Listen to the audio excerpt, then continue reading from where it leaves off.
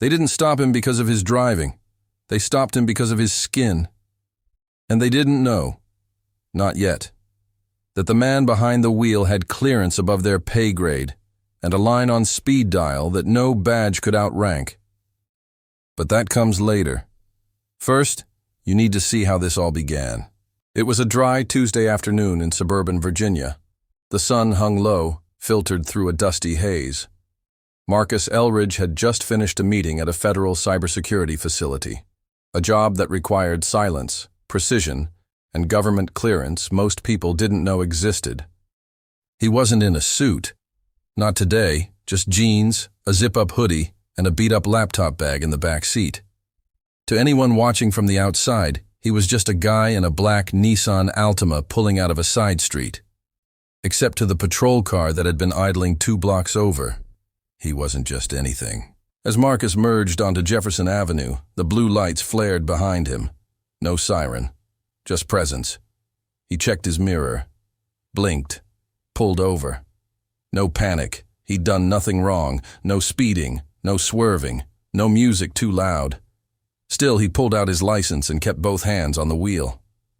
2 officers stepped out. One white, one younger, and clearly new.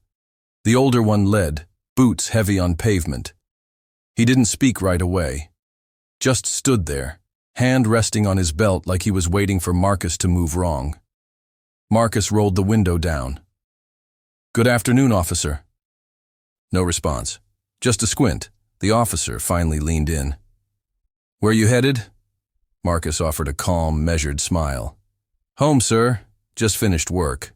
"Where's work?" "Government facility down on 11th. I do cybersecurity contract work." The cop raised an eyebrow. "You got ID to prove that?" Marcus handed over his license. The cop barely glanced at it. "You always carry laptops around like that?" Marcus glanced at the bag on his seat.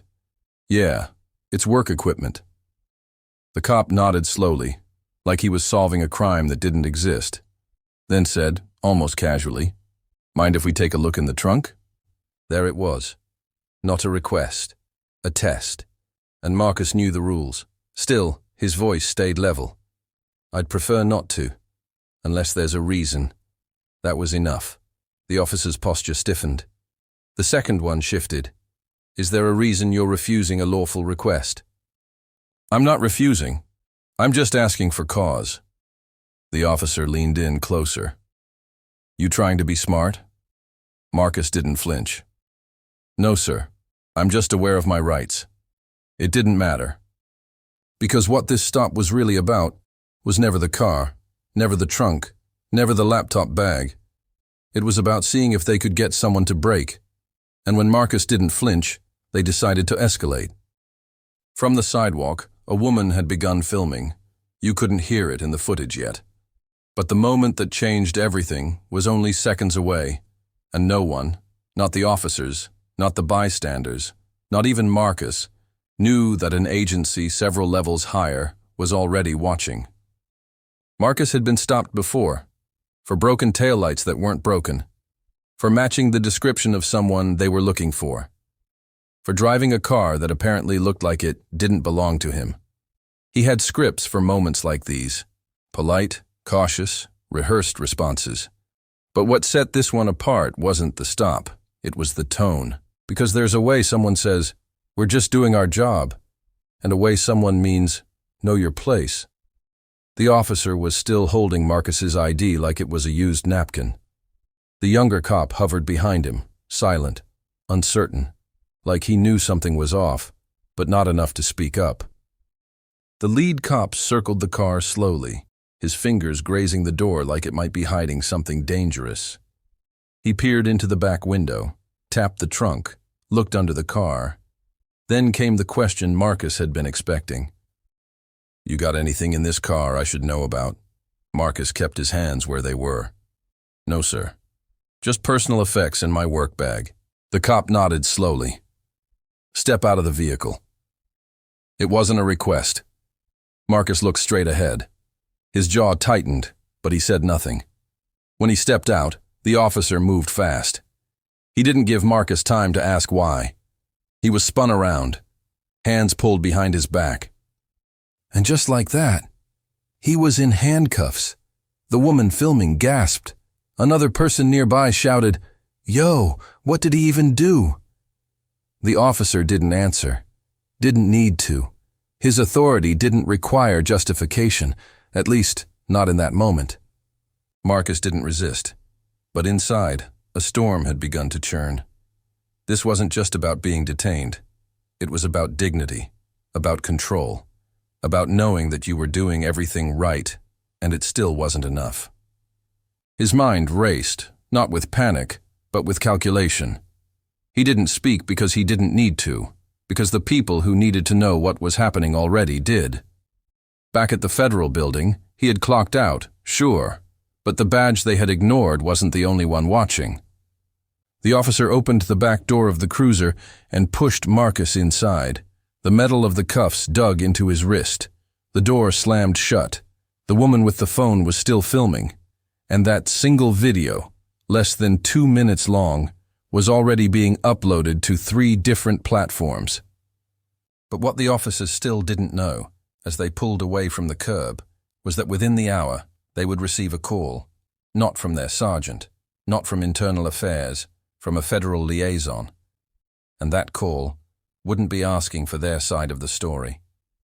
The cruiser rolled down Jefferson Avenue like nothing had happened, as if the man in the back seat wasn't handcuffed without cause, as if his silence somehow validated the officer's suspicion, as if another day, another stop, and nothing would come of it. But something had already happened. A chain reaction, invisible to them, was unfolding quietly. While the senior officer flipped through his onboard terminal and the younger one adjusted the radio, Marcus sat in the back seat with his eyes closed. Not in fear, in calculation. A silent, measured breath, one that came from years of learning exactly when to speak, and when to let the system reveal itself. 10 miles away, in a secure room lit by blue screens and keypads, a security alert pinged, low level at first. Just a flag on movement. Federal asset off route, no clearance logged. Then another ping, bodycam proximity detected. Police interaction. And then, pause. A flagged name appeared on a dashboard. Marcus Elridge. Clearance level. High. Active status. Engaged under discretionary protections. Within 7 minutes, a phone rang in a station office that had no idea it would be receiving a federal call that day. Officer Daniels, the junior of the two, stepped into the precinct carrying Marcus's personal items. He wasn't smiling. In fact, he looked slightly unsure of the whole arrest. His partner stayed outside, checking the backseat mirror like he expected Marcus to start yelling, but he didn't. He just stared back, not with fear, not even with anger, just a slow, level gaze, the kind that didn't beg for understanding, only witnesses. Inside, the desk phone rang. The receptionist picked up, nodded, then frowned. She stood, walked briskly toward the hallway. The door to the watch commander's office creaked open. A conversation began, quiet, clipped, urgent, and Marcus still waited. The officer who cuffed him still thought this was routine, still thought he could write it off with vague language and minimal paperwork, still thought his badge gave him the last word. What he didn't realize was that a black government contractor with clearance didn't travel unprotected. And when that man got detained without probable cause, a different set of uniforms paid attention. The FBI didn't knock, they didn't send emails, they sent presents, and presence was already en route. Back at the station, Officer Carter filled out his report with the confidence of someone who believed the system would back him. Suspicious behavior. Non-compliant tone. Refused trunk access. Phrases chosen carefully, the kind that read clean on paper but hid what really happened. A man stopped for driving while black. He glanced up at Officer Daniels, who sat across the room, quieter than usual. The rookie hadn't said much since they brought Marcus in. Carter figured he'd get over it. Everyone did after a few weeks on the job. That's when the sergeant walked in, holding a phone, his face unreadable. He didn't say a word, just pointed at Carter. "You, my office." Carter raised an eyebrow but followed. Daniels looked over, then away. Something about the sergeant's expression didn't sit right. Inside the office, the door closed with a heavy click. The sergeant set the phone on the desk, still didn't speak, just hit speaker. A voice came through, clear, measured, not loud, not rushed, but unmistakably federal. "This is Special Agent Keyes with the Bureau. We're calling regarding an individual currently in your custody, Marcus Elridge." Carter blinked. The sergeant said nothing. The voice continued. "Mr. Elridge is an active federal contractor operating under discretionary surveillance exemptions. We have reason to believe his detainment occurred without articulated probable cause. This interaction is being reviewed in real time. We are en route to your station." Carter opened his mouth, then closed it. The sergeant finally spoke. "What's this about, Carter?" The question wasn't angry. It was cold, tactical, as if suddenly Carter wasn't the cop in the room. He was the variable. I pulled him over. Routine stop. He refused a trunk search. "Did you have cause?" He was evasive. The sergeant stared at him, not with disbelief, with calculation. "You need to write that down carefully." Carter swallowed, nodded, left the room. In the holding cell, Marcus sat quietly, hands still cuffed, though the pressure had faded into numbness. He didn't ask for updates, didn't demand a phone call. He didn't need to, because the real power in that building had just shifted rooms. And the men who thought they could control the narrative were starting to realize they weren't the ones holding the pen anymore. The station wasn't quiet, but something about the air had changed. Phones still rang, keyboards still clacked, paper still shuffled across desks. But beneath it all was a tension that hadn't been there an hour ago, because now everyone had heard 3 letters, FBI. And those letters didn't just carry weight, they carried accountability. And that was something this building hadn't faced in a while. At 3:42 p.m., the front doors swung open. No sirens, no announcement. Just 2 figures in dark suits and controlled posture. Badges flashed, not high, not loud, just once. Enough. "Agents Keyes and Wallace, we're here regarding a detainee, Marcus Elridge." The desk officer didn't ask questions, didn't stall, just stood, nodded, and pointed to the left hallway. Carter and Daniels were mid-conversation near the break room when they saw them. Everything in Carter's face dropped. His jaw tightened, his shoulders squared up like armor. But armor didn't help against the weight of federal recognition. Daniels took a small step back, said nothing. Agent Keyes looked directly at them. "We'll need to speak with the arresting officer and see the footage. Now." Carter cleared his throat. "Yeah, I can get that. Follow me." In the video room, Carter fumbled with the Bodycam logins. His hands, usually steady, now twitched ever so slightly. Keyes didn't comment, didn't smile, didn't blink more than necessary. Just waited. The footage began playing, Marcus at the wheel. The stop, the questions, the trunk request, the cuffs. There was no escalation, no threat, no raised voice, nothing, just compliance, met with suspicion. Silence followed. Then Agent Keyes turned. "Do you have any additional footage not shown here?" Carter shook his head. "Then we're going to speak to Mr. Elridge." Down the hallway, the sound of polished shoes against linoleum was the only thing Marcus heard before the door creaked open. No keys, no radio chatter, just presence. He looked up. The 2 agents stood before him. They didn't ask what happened. They said calmly, "Mr. Elridge, you're being released. We'll escort you out ourselves." No apology, no explanation, because Marcus didn't need one. He stood, adjusted his sleeves, and walked past the 2-way glass, past the officer who cuffed him, past the station that thought it had won, and past the door that never should have closed on him in the first place. Marcus didn't say a word as he stepped into the sunlight. No statement, no outburst. Just a long breath, one he hadn't realized he'd been holding. Outside the station, a few people had already gathered. Not a crowd, not yet. but enough to know something had happened. A woman held her phone steady, filming. Another whispered, "That's him, right? The guy they pulled over for nothing?" Marcus didn't look at them, didn't need to. His presence alone spoke louder than anything he could say. Agent Keyes walked beside him, no hand on the arm, no escort posture, just quiet acknowledgement. "You'll be hearing from our office," the agent said calmly. "We'll be documenting this incident internally and advising your legal team should you choose to escalate." Marcus nodded once. "I already know who to call." The agents didn't ask for more. They simply stepped away, got into the unmarked car and drove off, disappearing as quickly as they'd come. Back inside the station, the silence left behind was deafening. Officer Daniels sat at his desk, staring at a report he hadn't finished. Carter paced in the hallway, waiting for a call from the captain that hadn't come yet. No one told them anything, but they all felt it. Something had changed. That evening, the footage from the woman in the park began circulating online. Not the Bodycam footage, not the internal records.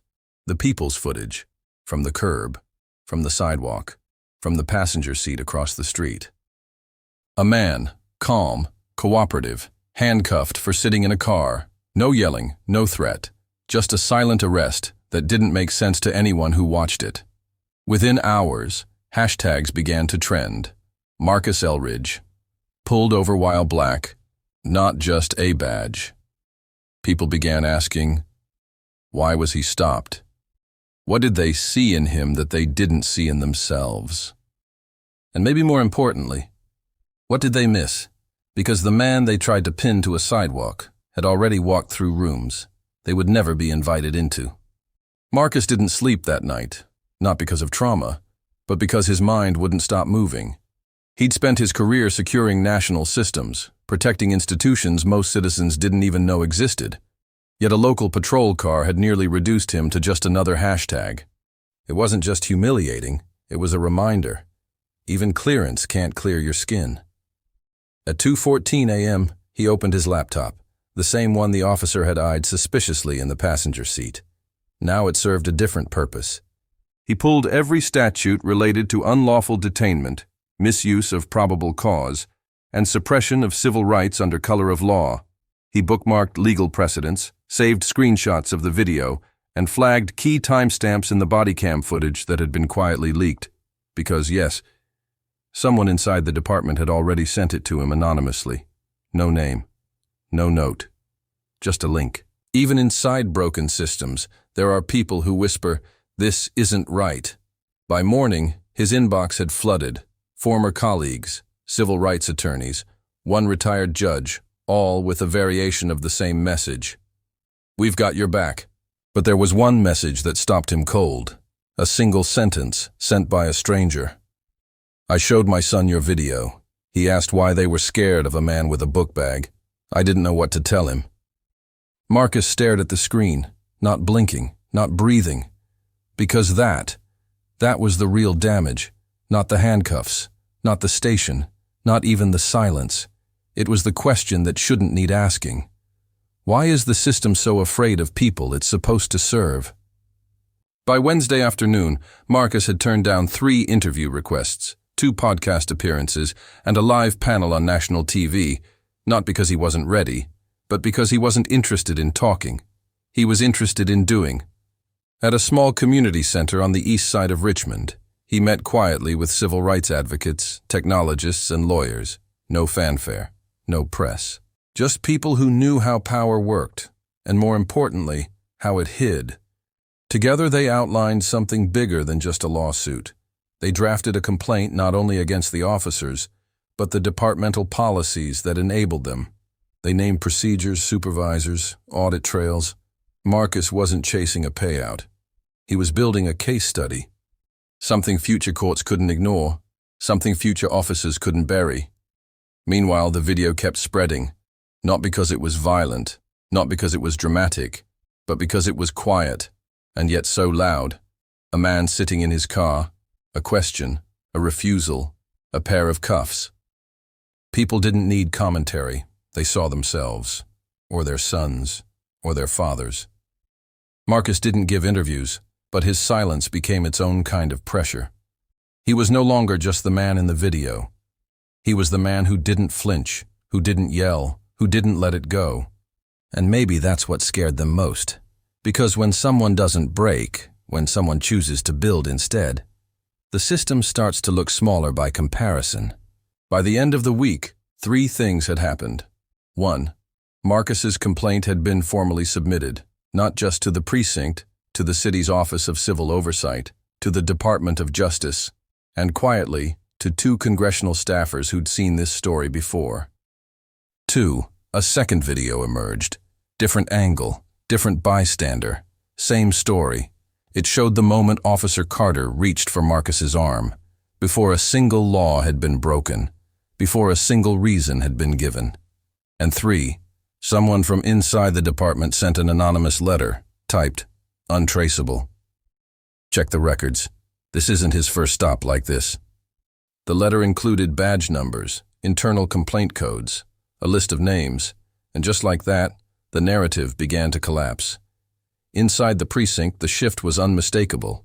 Daniels, the younger cop, had stopped defending his partner. He hadn't returned 2 of Carter's calls. He was seen talking to a union rep, quiet, pale.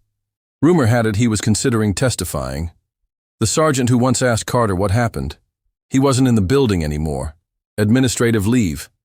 And Officer Carter. He was still showing up, still walking the halls like nothing was cracking beneath him. But people weren't looking at him the same. Not the rookies, not the desk clerks, not even the janitor who used to nod on Tuesdays. And maybe that's what scared him most. Not Marcus, not the lawsuit, not the feds, but the fact that even inside, people had stopped believing him. They never thought the case would get this far. Not Carter, not the department, not the union reps who had quietly suggested Marcus settle. Because most people don't press charges. Most people don't have the energy, the money, the patience, or the backing. But Marcus wasn't most people. And when the court calendar was released, his name was right there. Plaintiff, Marcus Elridge. Defendant, Officer Daniel Carter, Richmond PD. The press tried to spin it into a spectacle. They wanted drama, confrontation, tears. But when Marcus showed up to the first hearing, he wore a charcoal suit, no tie, and a calm, unreadable expression. He wasn't there to perform, he was there to document. The courtroom wasn't full, yet. Just a handful of reporters, a few supporters, and 2 plainclothes agents from Justice who sat in the back without saying a word. Across the aisle, Carter sat rigid in his uniform. His badge looked heavier now, his posture less certain. He had a lawyer who spoke confidently and shook hands too hard, the kind that still thought this could be cleaned up. But the moment the judge entered, something shifted. Because this wasn't a protest, this wasn't a phone video, this wasn't social media outrage, this was record, and on record, Carter's reasonable suspicion began to fall apart. The prosecution opened with clarity and control. "Your Honor," the lead attorney said, "this case isn't about bad luck, it's about bad patterns. It's about how unchecked bias, when given a badge, becomes policy." They showed the video, not once, but twice. First from the officer's cam, then from the bystander's phone, side by side. 2 angles, same truth. Carter's attorney objected to the public footage, claiming it lacked full context. But the judge allowed it. Because sometimes, context is exactly what the department tried to erase. Marcus sat still the entire time. No emotion, no interruptions. When asked to testify, he stood, raised his hand, and answered each question with surgical precision. "No dramatics, just facts. What were you doing that day? Driving home from work? What did they ask you? To open my trunk? Did they provide a legal reason? No." And then the question came, "Mr. Elridge, did you feel threatened during this interaction?"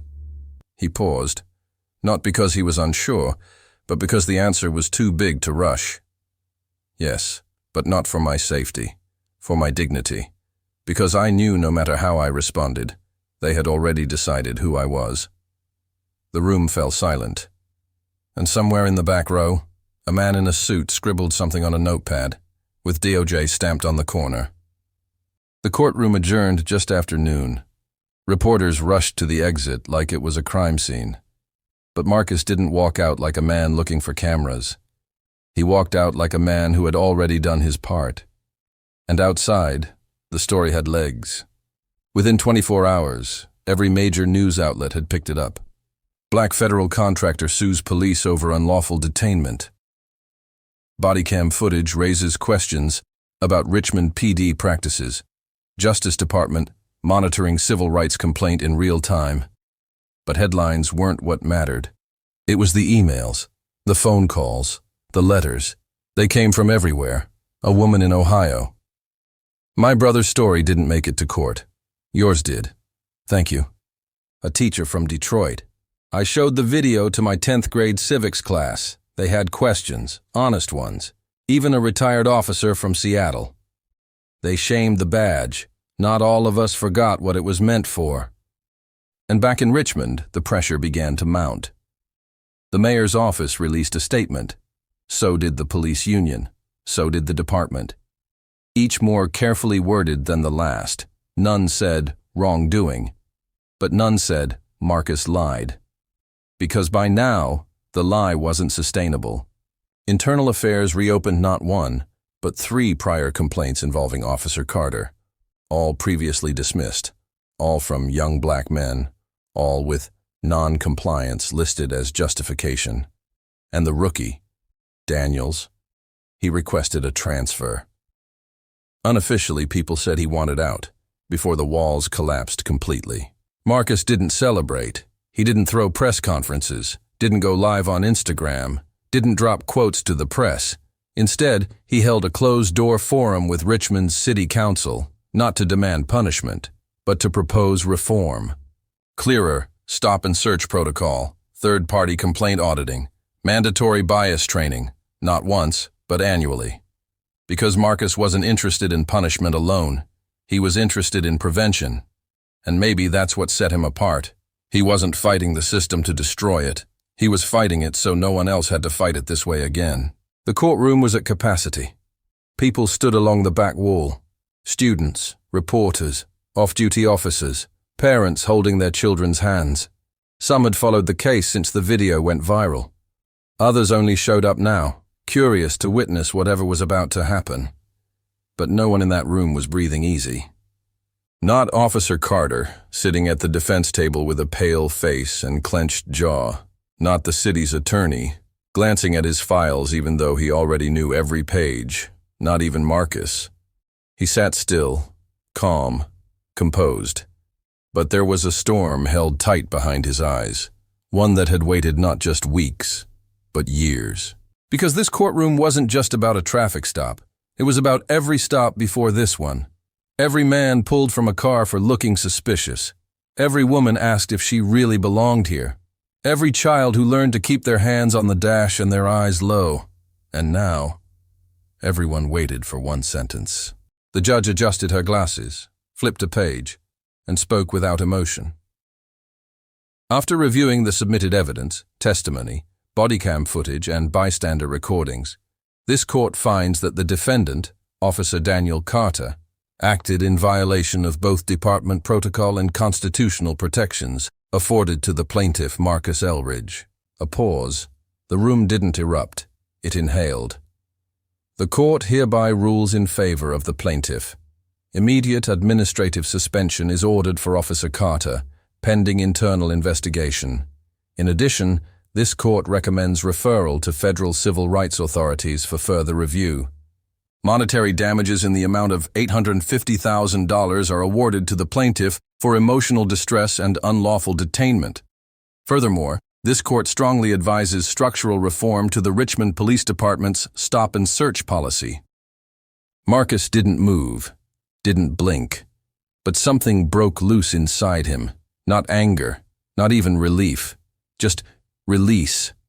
As the gavel came down with a final thud, the room exhaled, some softly, others with quiet applause. Not celebration, recognition. That something had been named, faced, held accountable. Outside the courthouse, cameras waited. Microphones were out, the crowd buzzed, but Marcus didn't go to the steps. He didn't want a podium. He walked to the edge of the sidewalk, under the shadow of a tree, where a boy, maybe 11, stood with his father. The boy pointed at Marcus. "Dad, that's him." His father nodded, pulled him close, and whispered something in his ear. Marcus heard it. Not the words, just the tone. It was safety. It was pride. It was the kind of tone he hadn't heard often growing up. He gave the boy a slight nod, then turned and walked, not toward the spotlight, toward whatever came next. Later that night, Marcus sat alone in his apartment. No suit, no cameras, just sweatpants, tea, and silence. He looked at the email drafts, still unsent, the interviews he hadn't given, the press requests he had ignored. Then he opened a clean document, titled it, "The Cost of Being Seen, Notes on Power, Policing, and the American Imagination." He wasn't writing for the court anymore. He was writing for the next man who would sit behind the wheel and see blue lights for no reason at all. And for everyone who would never know how close they came to disappearing quietly. If one man hadn't stood up and said, "Not this time." If you believe stories like this matter, that justice isn't about drama, but about dignity, then stay with us. Because the more voices we amplify, the fewer that get silenced. Subscribe. Watch closely. And remember, the next case might not go viral, but it still deserves to be heard.